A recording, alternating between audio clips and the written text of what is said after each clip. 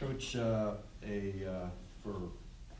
what you would consider exactly 3/4 or so of the game, pretty strong effort against a good basketball team. Yeah, we really didn't, Jim, we really didn't play very well.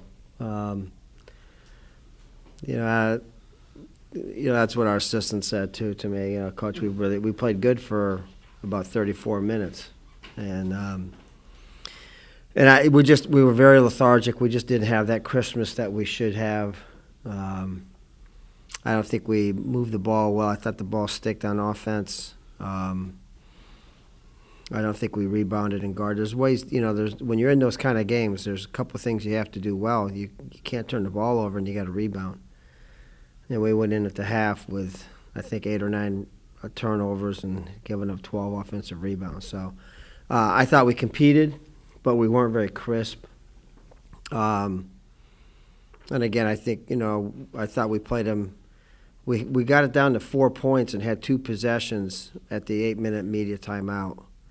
And had 2 turnovers. Actually, we had 3 possessions. We had 2 turnovers and a wide-open jump shot missed. And consequently, they scored on all 3 of those, which took that 4 or 5 point margin to double digits, and then it was on. So I thought we competed hard, but, I have not found the formula, and I'll take responsibility for that. I've not found the formula of how to play that after finals game. We give them a couple of days off to focus on finals.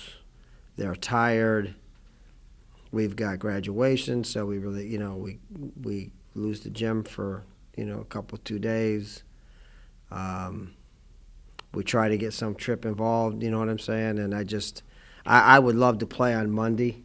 I'd love to be able to take that weekend game and move that thing to Monday, and that I think we'd have a better chance to compete better. But to be in finals all week, to leave here at 5 in the morning, I thought we played lethargic. I thought we looked lethargic. What's it mean to be back home to kind of wrap up the year here? It's tremendous. It's good to be back. Obviously, we've got 3 in a row at home now before we go into conference play. Kennesaw's, Kennesaw is very, very athletic. They're really what we're not. They're really good off the dribble. They push it. They athletic. They block shots. They go get it. So they've been a kind of a team that's been a little up and down. They've been streaky. They are. Have a poor game, then they'll have 2 really good games, and then a poor game. I know that they're getting a kid eligible. I think it's a kid that's a transfer from Auburn. This is his first game, so 6'7" kid. That's a pretty good player. Do you, it's your final tune-up before conference starts. Do you kind of fine-tune things here, Jerry, or do you kind of? No, Dana, I think we're still building. I don't think we're where we need to be yet to win, games in our conference, and especially, to win 4, to be on the road 4 out of 5 early. You really have to be at the top of your game. But it's going to be good. It's going to be good to be home. It's good to be back and have those guys kind of sit, sleeping in their own bed, and we've been the consummate road warriors. You know what I mean? And it's nice to be home. Through your years here, was this the toughest kind of stretch and road trip that you? There's no doubt. It's been when you wrap it around. Well, I think everybody here has been to South Dakota, right? You've been, Joe. You've been there, right? Yeah. Yeah. Well, there you go. You'll appreciate. You'll appreciate that win, and then you'll appreciate the how hard it was to get there, and then how hard it is to get back. And we did the same thing against Texas. We went to Texas A&M. There's no easy way to get there to College Station, and like I said, we left at 5 in the morning on Friday, and got there at 3 in the afternoon. So. We looked tired. We played tired. We practiced a little bit, even tired today, because we didn't get back yesterday till 4. So I'm hoping that a good night's rest tonight will be the most important night for us. Tonight will be the first night that I think those guys will really kind of have a day back in what I would call a pattern. So I'm hoping for a little better effort tomorrow. I guess what I was getting, can you do a little bit more now that classes are over? Yeah. Oh, I love this time of the year. You know, I'm always envious of football, the way that they get to start the year with, spring or fall football, where they can have those guys all day, every day. You know, I mean, they can film and practice, and there's no restrictions on how much time you can be with them now. It's, we still give days off, but you don't have to. So, we do. We'll give them kind of days off, I guess. But this is really, what we've said to them on Friday morning. I'm not sure anybody was listening to me at 5 o'clock, but, Friday we kept on saying, this is now, what is it, like 3.5 weeks of just basketball. No more, no more classes. It's just basketball this time of the year. So, it's just us in the women's program, and the gym's open, and shots can be taken, and you can really, really emphasize and work on your game. Even when they're not around, are they watching basketball just in their shooting? I hope. I mean, I know, for example, DJ, who's, a senior leader, was in an hour before practice today. I know Marcus and Jalen and Bobby said that they were going to be coming in tonight. So, I mean, that's, this is the overload. This is the overload of getting ready. And to go back to your question, Dana, probably that's as much as important to get ready for conference play. But then again, we're giving those guys a major, major break this year. I historically have turned down games on the 22nd. Last week I think Joe asked that question about, money games and how do you get, money games. Well, one of the things I won't sacrifice is our Christmas break.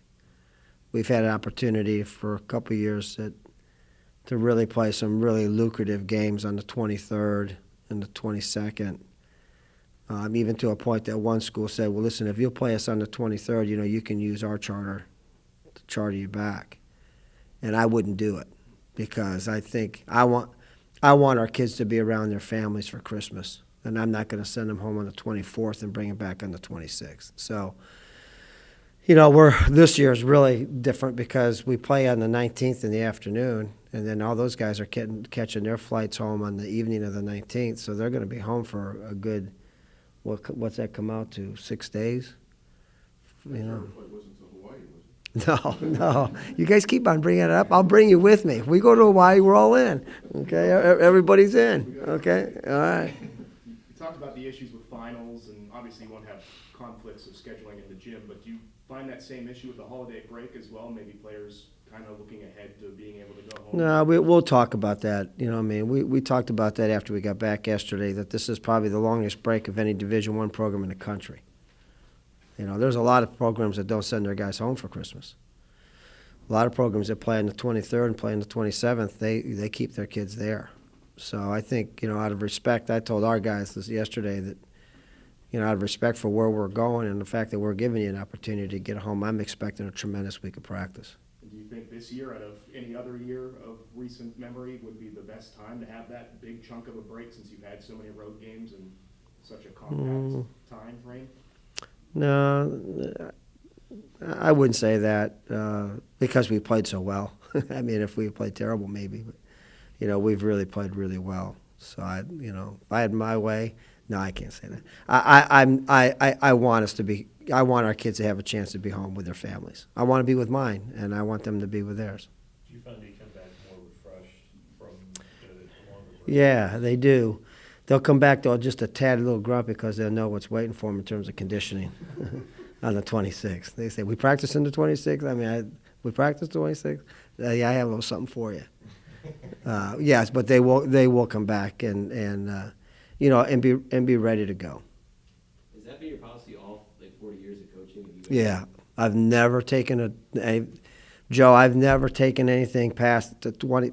Last year we were at St. John's on the 21st, and the only reason why I took that game was was because we researched it with the NCAA, and we were able to get everybody home from LaGuardia or from New York that day.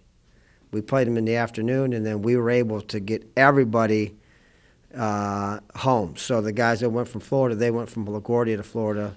Guys who went to Kansas, they went from LaGuardia to Kansas, and so on and so forth. So we've had opportunities to play some like Christmas kind of tournaments. Some couple exempts didn't run the Christmas time, and I won't do it. Do you have any rules about how many Christmas cookies they're allowed to eat? Yeah, believe me, we're talking about the fact that they've got to work out 3 times while they're home. But in the back of their mind, they know that they're going to see me on the 26th, and so there'll be some motivation for them to get a jog in because they know it's coming. Are you pleasantly surprised with Marcus's start here? I mean, I don't. Yeah, I mean, I was, I mean, you guys had questions last year about him at times with me, like, Coach, I thought you said he was really good, and like, you really think Marcus is good, and I was more surprised last year how he struggled more than I was, how this year, how he's playing. I mean, he really, the thing I think that makes him so good is that he's so good with shot selection in terms of, knowing where his shots are coming from. So I can't say that I'm surprised, but I'm happy. I'm happy with how he's played. I'm happy with how he and Bobby have kind of made a connection with kind of finding each other at times. DJ is such an important guy for us right now with those, with those 2 guys, because he really gets those 2 guys shots. I mean, the other night, Marcus was really struggling, and DJ got him 2 great looks to get him off the mark a little bit. So DJ's an important guy for us. With that said about Marcus, with a year of Horizon League under his belt, coming in this year won't be so much of a surprise. Yeah, we John, we've talked about that. I mean, we've talked that, as at the beginning of the year, he was, number 5 in the list of guys on scouting reports. If you want to go, one from the most important to the, the 5th being the least.